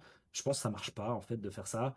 Moi, je bosse quand j'ai la bonne énergie pour bosser. Donc, et ça, je le dis d'ailleurs à mon équipe, hein. Je suis comme ça, mais je dis aussi à mon équipe d'être comme ça. Vous n'avez pas besoin de bosser 8 heures par jour si vous sentez que vous avez meilleur temps de faire autre chose demain. Ou voilà. Il faut juste que les choses soient faites en temps et en heure, et après vous organisez comme vous voulez. Parce que moi, je suis un peu comme ça. Et ça Mmh. me permet de trouver cet équilibre entre vie pro, vie perso. Si j'ai un déjeuner avec un ami qui dure un peu plus longtemps, bah voilà, c'est comme ça. Mais évidemment, j'essaye aussi d'être très organisé dans mon agenda. Et mes employés ont aussi accès à mon agenda, ce qui leur permet de poser des meetings s'il y a besoin. Et je respecte évidemment toujours tout ce qui est posé dans mon agenda, c'est très important. Et pour les décisions plus stratégiques, plus long-termistes, ça aussi, ça revient au timeboxing, c'est de dire, bah, en fait, ce vendredi matin-là, il est dédié à ça et à rien d'autre, et il ne faut pas me déranger parce qu'à ce moment-là, c'est ça que je vais faire, et c'est comme ça. Très intéressant, merci Max. Est-ce que tu as des choses que tu te rends compte que tu procrastines, depuis des mois, des années, que tu repousses, puis finalement avec le temps, tu as trouvé des astuces anti-procrastination? Oui, alors effectivement, j'ai toujours été assez procrastinateur, mais avec le temps, je le suis vraiment de moins en moins. Et je pense que ce côté énergie a pas mal aidé à moins procrastiner, c'est-à-dire d'attaquer les problèmes les plus difficiles au moment où j'ai l'énergie la plus élevée, me permet du coup de moins les repousser. Euh, et puis après, c'est de la discipline. C'est aussi de se dire, voilà, c'est de se dire, bah, il faut que je le fasse, fais-le. Il y a ce livre qui s'appelle Eat That Frog, hein, qui est Mmh. le fait de manger le crapaud dès le matin, dès la première chose qu'on fait. Donc on fait sa to-do list, on prend la chose la plus dure et on la fait en premier. Je respecte pas toujours ça, soyons honnêtes, mais je pense que c'est assez juste dans la philosophie d'essayer d'attaquer les problèmes les plus difficiles en premier. Et, et ça revient aussi à la matrice d'Eisenhower que j'utilise pas mal dans ma réflexion de priorisation, hein. Est-ce que c'est Oui. important et urgent, pas important et urgent, ou pas important, pas urgent? Et basé aussi là-dessus, sur la tâche, est-ce que c'est quelque chose d'important et d'urgent, il faut que je le fasse maintenant. Important, pas urgent, je le time box à un moment donné. Pas important, urgent, je le délègue. Pas important, pas urgent, je le fais pas. Tout simplement. Alors je suis content que tu parles de cette matrice parce que j'ai remarqué que la théorie, beaucoup la connaît, mais la capacité à comprendre ou à distinguer ce qui est important et ce qui est urgent n'est pas donnée à tout le monde. Quelle est ta définition de l'important et de urgent? Ouais, c'est une très bonne question aussi. L'important, je dirais, c'est est-ce que ça fait bouger un KPI clé Mhm. de la boîte ou dans ma vie personnelle. Ça, c'est est-ce que c'est important. Ensuite, l'urgence, ça c'est intéressant parce que typiquement quelqu'un dans mon équipe qui a un peu plus de mal avec ça, à vraiment effectivement faire la différence entre ce qui est urgent et ce qui n'est pas urgent. Je sais plus qui c'est qui avait dit ça, mais je trouvais assez intéressant le côté. Souvent, l'urgence, elle est liée à la réponse des emails. Les gens reçoivent des emails, ils ont l'impression qu'il faut y répondre tout de suite. C'est un concept très commun d'urgence. Moi, déjà, je timebox aujourd'hui ma lecture d'emails, c'est-à-dire que je les lis que 2 fois par jour, une fois en fin de matinée et une fois le soir. Parce que sinon, c'est trop de distractions. J'ai aussi d'ailleurs coupé les réseaux sociaux, je lis pas trop mes WhatsApp, etc. Pour éviter les distractions au maximum, parce que sinon, on se perd pas mal. Mais pour en revenir à ce que je voulais dire au niveau de l'urgence, c'est plutôt de dire si je reçois un mail, que je supprime cet email, qu'est-ce qui va se passer? Est-ce que une personne va mourir si je prends vraiment l'extrême, ou est-ce que fondamentalement la personne 3 jours plus tard, elle va juste me relancer et me dire eh, ça en est où? En quelque sorte. C'est assez difficile à vraiment concrétiser, mais je pense que l'urgence, c'est un concept qui est très nébuleux. Rien n'est fondamentalement extrêmement urgent en fait. Quand on y pense. Et il y a aussi la question, est-ce que c'est urgent pour moi ou est-ce que c'est urgent pour l'autre? Donc on va Mhm. avoir, par exemple, un client qui va nous écrire, ah, c'est super urgent, et puis après on lui répond, puis après on n'a pas de réponse pendant 2 jours. Ça, je pense que toute personne qui a vécu une société de service a vécu ça des centaines de fois. Tout est urgent quand il s'agit de la demande qu'on reçoit. Et je pense que nous, en tant que professionnels, on doit aussi savoir ne pas répondre. Aussi dire, c'est urgent pour toi, très bien. Et de juste répondre, on a reçu ta demande, on va s'en occuper. Malheureusement, aujourd'hui, c'est pas possible, on s'en occupera demain. Et ça, c'est assez difficile à faire, mais au final, les gens le respectent. Et ils respectent plus ça. Ils respectent le fait qu'on valorise notre temps plus que quelqu'un qui répond tout le temps. Et c'est un peu contre-intuitif. Cette fausse urgence, des fois, les gens pensent qu'en répondant rapidement, en étant au taquet, en étant les premiers à répondre et en répondant à toutes les demandes des clients, c'est comme ça qu'on crée de la confiance et de la valeur. Moi, j'aurais plutôt tendance à dire que c'est presque le contraire. C'est-à-dire qu'on se soumet un peu trop à ce moment-là en disant je suis prestataire, je fais ce que tu veux aux grands clients, entre guillemets, hein. Et je pense que plus avoir cette relation de partenaire, de dire, OK, tu as une demande, nous, on va tout faire pour la traiter le plus rapidement possible, mais généralement sous 24 heures. Si on peut la faire maintenant et que c'est vraiment urgent, on va la faire. Sinon, on va essayer de le faire plutôt demain, dans la journée ou dans les 24 heures qui suivent. Et voilà, c'est une question de jugement quand même au final, hein. Excellente définition, hein, vraiment. Sur l'urgence, pour moi, s'il y a une urgence, il faut qu'il y ait un délai. Et après, le délai, il faut le challenger. Ok, mais qu'est-ce qui se passe si ce délai n'est pas respecté? Quel est l'impact sur moi, sur toi, sur les autres? Est-ce qu'il y aura une amende? Est-ce qu'il y aura une guerre? Est-ce qu'il y aura une faillite? Est-ce qu'il y aura une mort, finalement, hein? Vraiment, merci. C'est génial comment tu définis ça. On arrive gentiment à la fin de cet épisode. Je te remercie infiniment pour le temps que tu nous as accordé. J'aurai encore 2 questions qui terminent. C'est toujours les mêmes questions qu'on pose, donc peut-être ce sera une surprise pour toi, je ne sais pas, on verra pas, on verra bien. Mais juste avant qu'on termine, alors encore une fois, merci infiniment à toi pour le temps que tu nous as accordé. On est aussi heureux, que certains nous ont écoutés jusqu'ici et certains peut-être voudraient te rencontrer, te parler, te contacter. Comment on fait en fait pour te contacter, Max? Alors, on a le site de Simba Digital, donc simba-digital.ch, où vous pouvez nous contacter. Je suis assez actif sur LinkedIn, donc n'hésitez pas à m'ajouter et puis à m'écrire sur LinkedIn. Vous pouvez aussi me joindre par mail, donc max.anderson@simba-digital.ch. Si jamais vous avez une demande, je vous réponds volontiers. Mais voilà, je pense que LinkedIn et email, et puis il y a le site internet, c'est les meilleurs moyens de me joindre. Parfait, super. Donc Simba, S-I-M-B-A, comme dans le Roi Lion, hein, d'ailleurs la Exactement. savane, le podcast, simba-digital.ch. On va mettre tous les liens en dessous de l'épisode de toute façon. Et je vous encourage aussi à, si vous ne connaissez pas la savane, à vous abonner à la chaîne YouTube de Max et Alex. Donc la savane, c'est un podcast suisse où vous interviewez en fait, des entrepreneurs. En fait, c'est des contenus ouais, bon, un peu différents, mais voilà, des contenus de très haute qualité. Donc la savane aussi, c'est un bon moyen pour rester en contact avec toi de façon plus passive, hein. Sinon, on peut te contacter. Encore une fois, merci beaucoup, Max. Les 2 questions qui suivent, elles arrivent. Qui suivent, elles arrivent. Les 2 questions sont là. Quelle est l'expérience extraordinaire que tu aimerais vivre un jour? Écoute, il y en a plein, mais moi moi j'aime beaucoup la montagne, j'aime beaucoup la randonnée, j'aime beaucoup le ski, j'aime beaucoup la peau de phoque. Donc moi j'ai un peu un rêve, c'est un jour de gravir un grand mont dans les Himalayas. Alors pas forcément l'Everest, mais j'ai toujours un peu rêvé d'aller au Népal et d'aller gravir un grand mont. Je sais que c'est pas facile, mais c'est quelque chose que j'aimerais bien réussir à faire un jour. Bah, je te souhaite de tout cœur d'y arriver et je t'en prie, le jour que tu l'auras fait, est-ce que tu peux me contacter pour me le dire? Ça me fera très plaisir. Avec plaisir.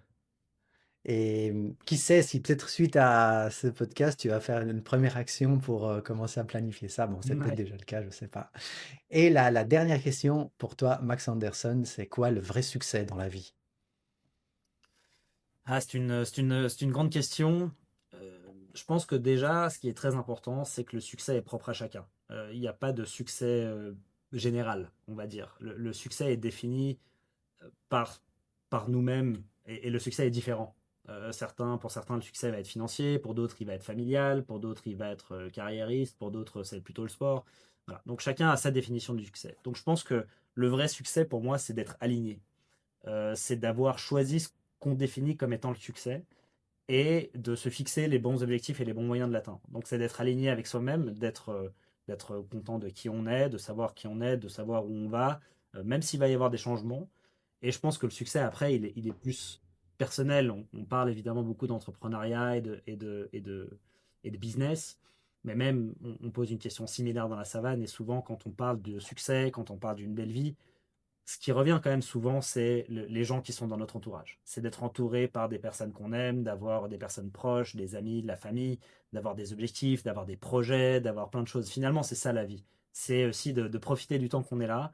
Le temps qu'on est là est fini, hein. On va tous malheureusement disparaître un jour. Et donc, il faut essayer d'en profiter. Et je pense que de vivre la vie trop passivement, c'est dommage. On a l'opportunité de faire plein de choses.